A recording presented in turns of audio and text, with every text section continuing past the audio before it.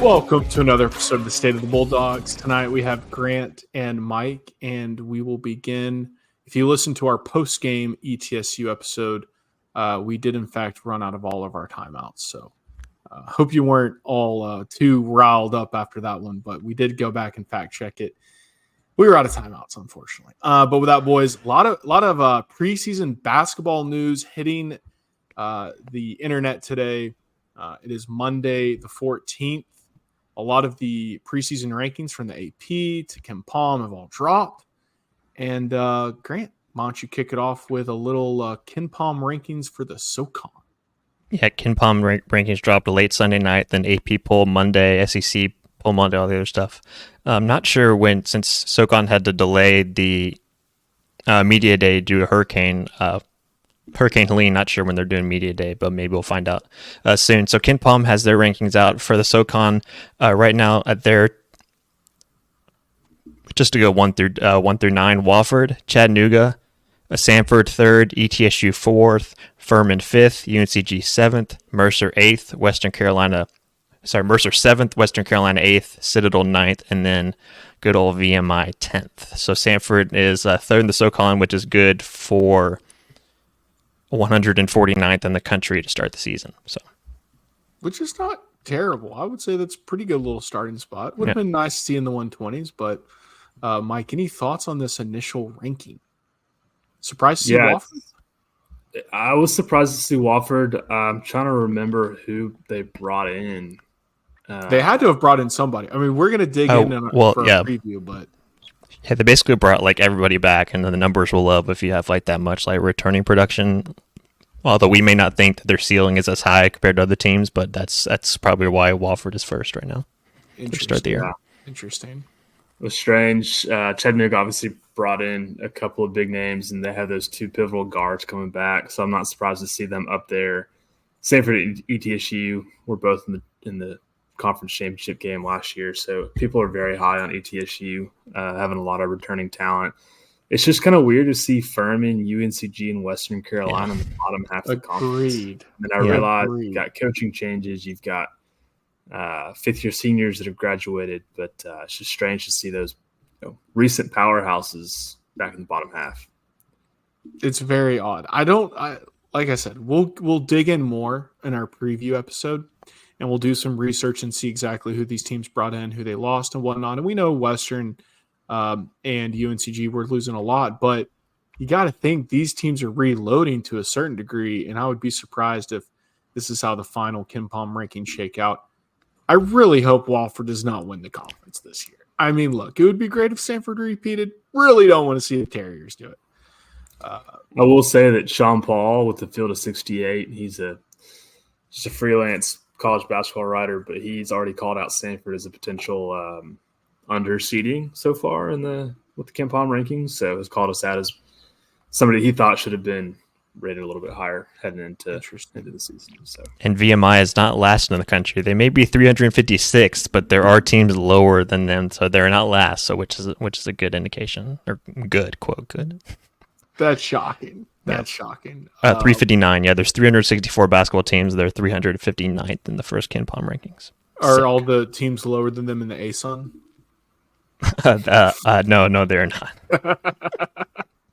Just kidding. Kidding. All right, guys. Any other? There was a few other basketball updates, but I can't remember. We might not have anything. Tip-off was announced for Michigan State and Arizona. Oh, that's what it was. What times we got? Night games? Yeah. Both or at Michigan State will be on Peacock. Not sure about the time. And then Arizona game will be on ESPN Plus in December. So I'm pulling it back up now. Yeah, the Big Ten's basically putting all of their other stuff on Peacock while Big 12 uses the ESPN Plus. NBC can go die in a hole. I do not like this whole Peacock subdivision thing. On the 19th, Samford at Michigan State, 7 o'clock Central on Peacock, and then December 18th at Arizona, 8 o'clock p.m. Central on ESPN Plus. All right, that's fine. We already got ESPN Plus. That's all good. Okay. Well, let's keep on rolling with football. We will have plenty of basketball discussion as the fall progresses into winter. Boys, we got top 10 Mercer rolling in hot. to Homewood. Yikes. It's looking a little, not gonna lie, it's looking a little scary. We were nervous about ETSU, and that was a very winnable game, as we all saw. This game is a little bit, it would be much, let me put it this way. It's going to be much more of a stretch for any of y'all to come up with a score prediction that favors the Dogs. But let's get into it. Mercer is known this season for their stout defense. The defensive stats are a little nutty. Grant, I'm going to jump to the defense first, and we'll circle back to the offense in recent games. We can't bury the lead here. Like, this is what Mercer is. One of the top defenses in the nation. They only allow a touchdown a game. 219 yards total, but get this, only 38 of them on the ground. They allow 38 yards rushing. That's insane. Another crazy stat. They only allow 17% on third downs. Samford is not good on third downs. We will probably meet or exceed in the defensive eyes that average. They've had 20 sacks, 13 picks, 29 QB hurries, and are pretty dang good. But Grant, you have their stats compared to every other team in the country. Give it to us. Yeah, someone put this on the Samford message board. Then I went back and confirmed it all. Not giving you the numbers because it's going to give you where they rank everywhere. Scoring defense first, total defense second, rush defense first, third down conversion defense second. Opponents are 14 for 79, by the way, on third down. This is in America, the whole country. 4 defensive first downs, second and first down defense, first in total interceptions, first in passing efficiency defense, second in red zone defense. They have 12 total possessions in the red zone, only 3 touchdowns. First in sacks with 20, 6 in the country at TFLs, and then they're third in the country in turnover margin with plus 10. So we're going to pull a Furman on Saturday? Just forfeit? Those are ridiculous. Good Lord. Literally top 6 to 7 in literally every major defensive category. That is not bad for first-year coach at Lenore Ryan, right? Yeah, right. Yeah, I'm looking like a complete idiot. Yeah, we all are. It's just, I guess we heavily discounted how good this defense is. The offense, we'll get to the offense. The offense is nothing special. In fact, it's fairly lackluster. But when you only have to score 8 points to win a game, you could have Oklahoma's offense and be undefeated. So the scariest thing, boys, about this Mercer defense is not these crazy numbers. It's how spread out the stats are on an individual level of the defense.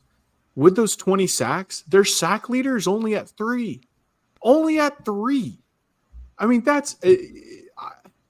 it's hard to comprehend how much the wealth is spread across this defense. So their tackle leader is Isaac Dowling. Marcus Thomas and Braden Manley both lead the team in TFLs with 6. Okay. And then Braden Manley again and Andrew Zock, both on the D line, they are tied with the team lead in sacks with 6. So the team leaders, the DNs, have less than half of the total team sacks, which is absurd. They got a corner, TJ Moore, 3 picks against Princeton. 3. After 2, you don't throw to them. Right? 3? 3. Throw anywhere else.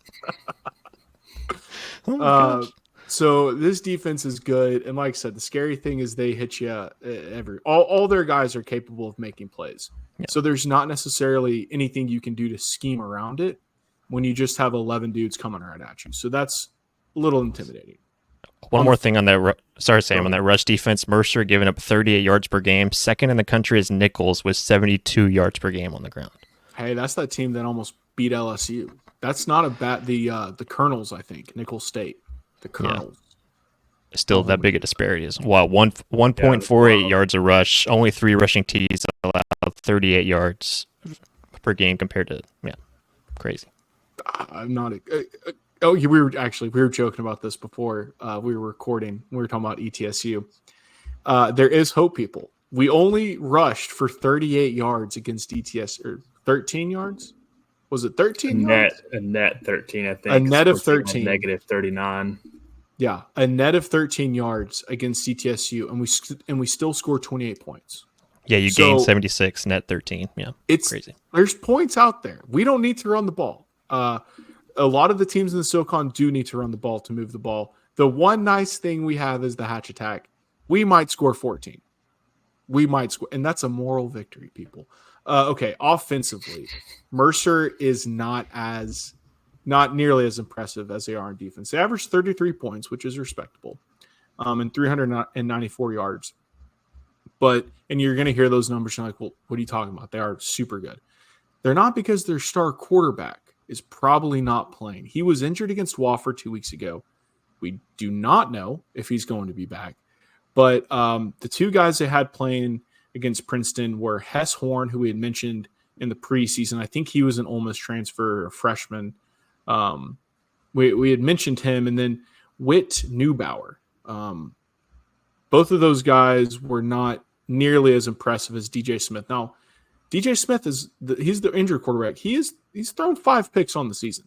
So all these cats can throw some interceptions. The passing game is not that intimidating, although we did just give up 300 yards through the air against CTSU. So maybe they're looking at our pass defense thinking we have nothing special on that side of the ball. And then rushing-wise, they average 175 yards on the ground. Dwayne McGee is their star back, averages almost 5 yards a carry and 84 yards a game. The scariest thing on offense, they have 2 receivers over 6 foot that are 2 of their 3 studs. Kellen Parsons and Kendall Harris. Kellen is 6'2", 205. Okay, big guy. Kendall is 6'1", and then Braden Smith is 5'10". But those 3 guys, those are their primary receivers. Hearing all of that, Mike, what are we gleaning any kind of hope? They don't have a quarterback. Like you said, the fact that we still managed to score some points against ETSU when ETSU played really well defensively. Maybe we've take some game film from this past week and learn from it. I don't know. But it definitely kind of feels like a game where we're going to get suffocated from start to finish, and Quincy's going to be running for his life. Yeah, Mike, that's the problem. Is field position, we will lose that game. Our punter punted a 12-yard punt against ETSU. When he's backed up in the end zone on the first or second drive of the game and it goes 10 yards, their measly offense can inch their way to the goal line to score a touchdown. So that's not going to be good. And this is assuming DJ Smith is out. If DJ Smith plays, this game is over, 21-point dub for Mercer at least. But if he's out, there is some room for wonkiness. Grant, thoughts? Samford is going to have to help this offensive line if they played the way they did throughout 3/4 of the game against ETSU, against this defense who's first in the country in sacks. You're going to have to provide help, especially on the edge. What we saw, the interior of the offensive line was fine. They played solid enough last week, but it was those tackles that I pretty much struggled the whole day. So how does Samford keep kind of Mercer out of the backfield, and how much help do they actually give those tackles in advance of that front line? That's obviously really good. Oh yeah, there's 0% chance, because this team, the coaches can scheme and prepare and coach all they want. This offensive line has a unique ability to ignore any outside pressure and just allow them to run free. We've seen it for 2 years in a row. We literally have an offensive line room full of guards. We have no tackles. They might be built like tackles, but they don't play like tackles. They all like to play like turtles in their shell on the interior part of the line, where it's a whole lot easier to hide your mistakes and not on the island where everybody can see. And we're going to get exposed. ETSU destroyed us on the edge. Destroyed us. I don't know what Mercer's single game sack record is, but they better be ready to rewrite the books on this coming weekend. Yeah, Mercer with 20 sacks, 46 total TFLs on the year. They also have 13 picks. So, yeah, granted, ETSU's got 19 sacks and 46 tackle for loss. So, well, through one more game. Yeah. And does that include our game, Mike? Has to, yeah. They got a third of their season sacks against us. Feels good. So, yeah, they have Yeah, 46 TFLs, and Samford gave up, what was it, 16 last week? So, jeez, they were down near the bottom, or the lower third of the conference in TFLs. ETSU was before last week. This is not good. Our only prayer is that their quarterback is out for another week, because if their offense is capable of scoring anything, they will. And we won't be able to score a single point if we can't protect the ball. And by protecting the ball, I'm not talking about picks. I'm talking about literally letting Quincy throw it. Because, guys, he looked so good when the pocket was clean. He was slinging it. Yeah. And even Because if he we're not gonna be wasn't able to run the ball. completing the passes, he was putting the ball in the right spot and just letting the receiver make a move, you know? Yeah. Exactly. It was great. It was great. But as that ETSU game came to a close, we knew the problem all season has been inconsistent play on the offensive line, inability to run the ball when we need to. And one weird thing, Quincy cannot seem to make that throw to the other side of the field on the out route. He just cannot do it. It's been an incomplete pass every time. Now maybe it's just confirmation bias. Whenever I see that and it's an incomplete, it just like stores in my mind. But it's a long that was throw, one other yeah. weak point that we do consistently that isn't executed, as well as a bunch of other stuff. So not feeling good about this game if everybody can't tell. Let's get a score prediction. Mike, what are we feeling? It's kind of feeling like a 35-7 to me.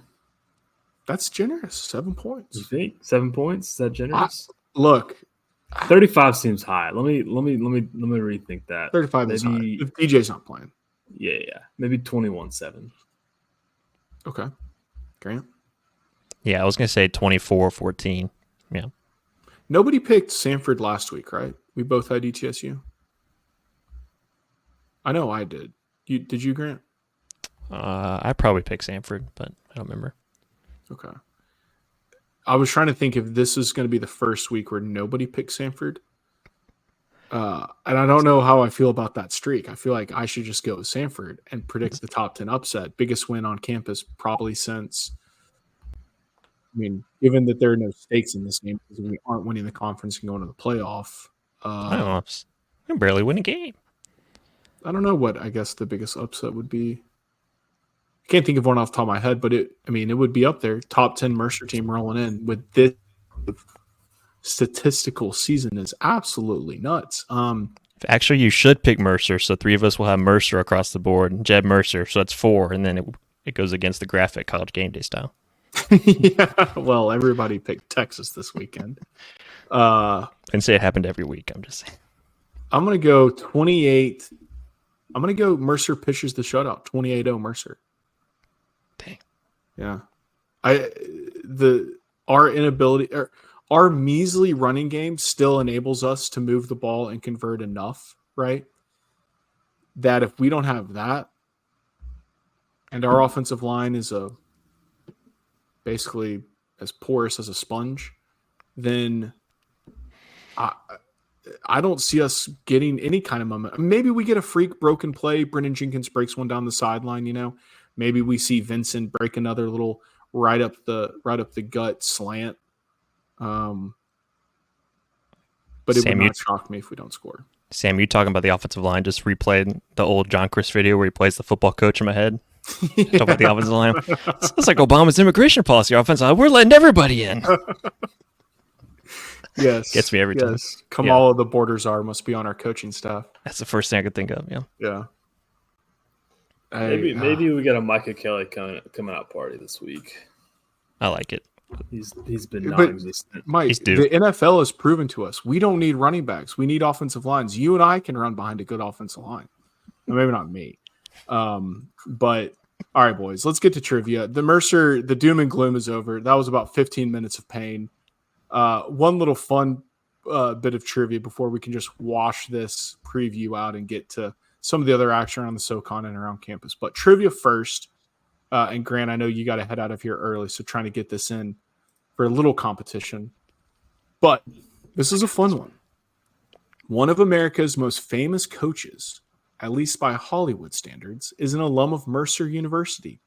He became famous for coaching the Titans at Alexandria City High School, formerly named T.C. Williams. What is his name? What is his name? Oh, man. It's only my second favorite movie of all time. It's the best. Absolute best. The name. We will be perfect. It's not him. In every aspect of the game. You drop a pass. You miss a blocking assignment, you run a mile. Could you imagine? No. That movie was nuts. So good, though. So good. All right. Any guesses, Mike? Because I think Grant knows. You just said it's not him. Are you saying it's not Coach Boone? It's not Coach Boone. Yeah, that's what I was going to say, too. Oh. Is it? Dang, that's good. Dang it. It's Coach's little trick question. It's Coach Greg, Yost. you were going with Coach Boone? Yeah, I was going with Boone. Yeah, dang it. Interesting. I probably should have told you that Mercer desegregated in the 60s. They're actually, I think I read the first university in Georgia to desegregate, but that probably would have nullified age-wise Coach Boone. Mike, it is in fact Coach Yost? Coach Really? Bill Yost. You make sure they remember the night they played the Titans. That's right. That's pretty good, Grant. Gain another yard. You blitz all night. I'll take every last one of you out. Now, Grant, the real test. Do you know the movie Facing the Giants? Stonewall, let's go. Stonewall. Who doesn't love a good Christian sports movie? Hey, man, Stonewall. Samford had a Stonewall last year on the goal line defense, that's for sure. Oh, man, that movie was both great and cringy all at the same time. All right, so it's kind of a little bit like State Yost. of the SoCon. That's good. Yeah, Good job. man, that's tough. That was my favorite trivia so far this season. Just because it included Remember the Titans. You blitz all night. But results from the weekend, obviously, Samford lost, but Wofford beat VMI 31-16. UTC beat Furman 41-10. Hello, Mox. Finally, the offense has awoken. UTC is hopefully building some confidence to live up to their preseason hype. Western Carolina beat the Citadel, and then Mercer drubbed Princeton 34-7, which, they sit atop the standings, Mike. So the updated SoCon standings, Mercer didn't have a conference game, but they're 3-0 in conference. Western's 2-0. ETSU is 2-1. UTC is 2-1. And then we are tied with Furman at 1-1. And then Wofford at 1-2. And then VMI and Citadel winless. VMI is only 0-2 and Citadel's 0-4. So that's where the rankings sit right now, with Mercer and Western so far leading the charge. But ETSU and UTC right there. I don't believe ETSU is talented enough to get there. They showed some flashes. They have some good players, and they obviously fight. But it looks like a 3-horse race with UTC playing catch-up. Yeah, ETSU started off hot, but it seems like they're losing steam a little bit. Quarterback play hadn't really been the best in the last couple of weeks. Samford gave them a gift and a win last week. You can beat Samford with 3 picks. You're not going to beat any of these other teams by giving them 3 picks. Exactly. I think you're probably going to see UTC inch their way up as the season goes on. But once again, as the SoCon seems to be in both basketball and football every season, kind of split 50, top half, bottom half. Top half is up for grabs. But Mercer, I mean, you can take my money. Yeah. With Mercer's defense, they've got to be the odds-on favorite. But I said it last week. I'm going to say it again. I still think UTC comes from behind and wins this conference. An interesting team in Wofford. So Wofford, on Mercer's schedule, I think they actually were ranked in the top 25 2 weeks ago. I don't know if that was true. I don't understand why they were. They are not that good. Sitting at 1-2, they play UTC this weekend, but it's in Chattanooga, and they're going to drop to 1-3. I mean, they're not. They were ranked as well as Mercer, and was it Western at one point? I think Western may still be ranked. Here, let me pull up the rankings. Before SoCon play started. So UTC sitting at 19. Oh, ETSU is now ranked. They are 23rd in America. The Buccaneers. After last week? The Stats Perform FCS Top 25 through October 14th. We got Mercer at 7, Chattanooga 19th, and ETSU 23rd, with Western the first school out. All right, at least the SoCon's still relevant. That is interesting. I'm not going to lie. 4-3, that's interesting. That's not an impressive record. Now, granted, one of those was a pay game or money game or whatever you call it. Interesting. Yeah, I thought Western was ranked. I did not know ETSU was. I knew UTC and Mercer were, obviously, but you said you thought Samford was ranked at one point. I mean, they beat Gardner-Webb, they beat Richmond to start the season 2-0, lost in a 1-score game to William and Mary. But then, if the NCAA had a functioning website, I could go back a couple of weeks, but they don't. Yeah, I don't know. Yeah. But their star is fading fast nonetheless. Poor Citadel. So the games this weekend, you got Citadel VMI, the big rivalry. Wofford traveling to Chattanooga, as I mentioned. Western traveling to Furman. I guess Furman really is just terrible. UTC drubbed them. No one believes in them. Expect a Western win if that is, in fact, the case. And then Mercer traveling to Samford. So this is kind of if you want to call it like a moving weekend where we see UTC, Western, and Mercer really start pulling away from the pack. This could be one of those weekends, but if any one of us pulls off a little upset, all of a sudden the water gets a little muddy, especially if Samford gets a dub. Because, yes, I said earlier, we're probably not going to make – well, it's just that we're not making the playoff. We're not winning the conference. But we only have one loss so far in conference. Technically, everything's still in front of us. Technically. Yeah, so what happens when we get to the end of the season? I'm sure y'all talked about this, the lack of the Furman game, but what happens when we get to the end of the season? That game hadn't been played. We don't know. We guessed tiebreaker common opponent, but we don't know.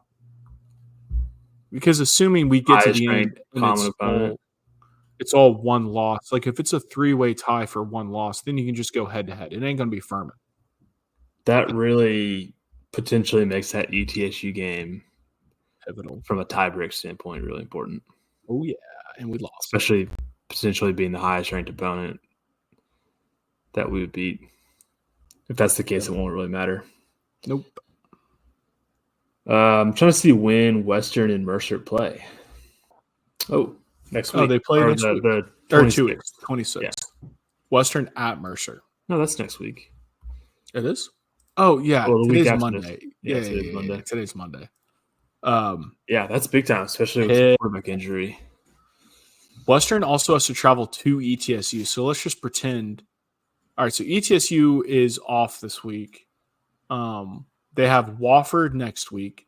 Let's pretend they win. So they're at what is that? They're at 3-1 in the conference, and then they play Mercer. Obviously these next 3 weeks are pivotal for everybody.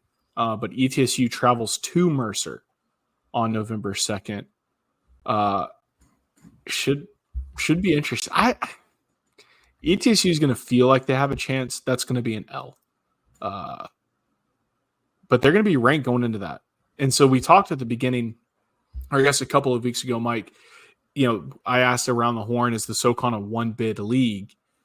We're starting to see a scenario where Mercer's going to build up enough kind of mojo in the rankings. Because if ETSU beats Wofford, they're going to be ranked coming into Mercer on November 2nd. Mercer gets that win, another top 25 dub. But then Mercer drops one to Western next week, and that's their only loss. And then Western runs the table. Western's your conference champion. Mercer's your runner-up, but probably top 15 in the nation. That's how you get 2 teams in. Same scenario goes with Chattanooga. If Chattanooga does the same thing that I just mentioned Western did, 2 teams. It seemed a little bleak a couple of weeks ago when all these non-conference losses were rolling in. It seemed a little bleak, but I'm starting to see a path, especially with ETSU and Western's flirting with a ranking, ETSU getting a ranking. That's how the SoCon get to, but not to give the SoCon too much love. I'd say 2 easy. If we get to 3, that'd be great. But considering we've been close to having 4 teams in the last couple of years, call it a down year. Yeah, no, it's definitely a down year with Samford and Furman not really pulling their weight. But you again, called it preseason. It's a defense year for the SoCon. Really don't have any prolific offenses. Chattanooga is starting to pull together with Chase Artropius, but Mercer's so good because their defense is good. yeah. They don't have any elite offenses to go up against. No, it's true. It's true. The quarterbacks this year are down across the board. But like you mentioned, Artopius is starting to look like we thought. Anything else on the SoCon? Not today. All right, let's wrap it up. State of the Bulldogs. Women's soccer. Do you want to take this one, Mike?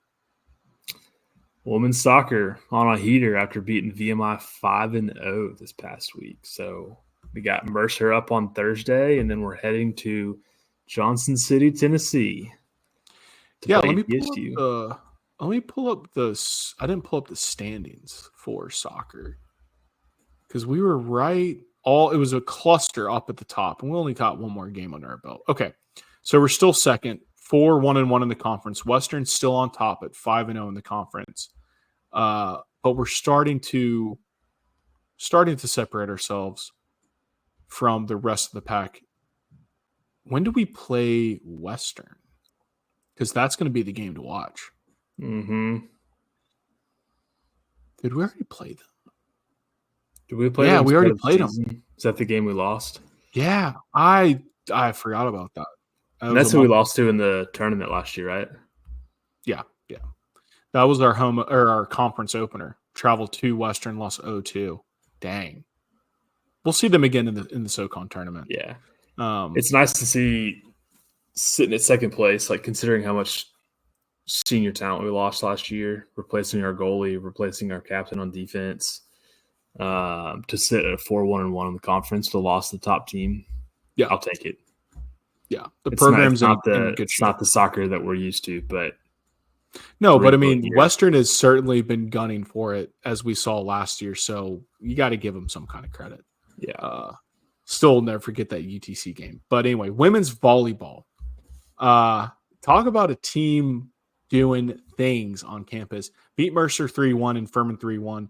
We moved to 5-1 in conference play, and we're tied with Wofford atop the conference, the only team we've lost to. We travel to Citadel and UNCG this week, but the Wofford, everybody circle this on your calendar, next Friday night in Homewood, okay, October 25th, Wofford's coming back.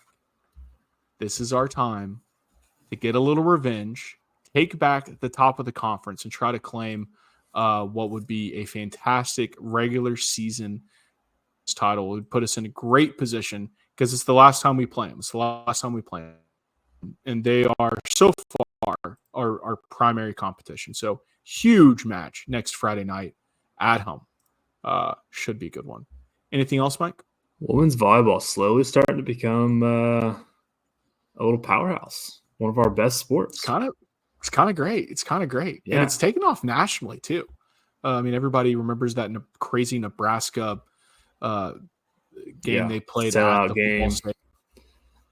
Yeah, I wonder if the Olympic year has anything to do with that. Maybe. Yeah. But any other thoughts? Just can't wait for basketball. I think we're close to 20 days away, 23 days away, maybe. Yeah. Buckyball is right around the corner. Buckyball is right around the corner, and we'll get to sweat through another SoCon tournament when you realize that your entire season means nothing, and it all gets summed up in 3 days. So can't wait for that. Football, big upset coming. Probably not on Saturday, but you never know. Go Dogs, and we will catch you all next week.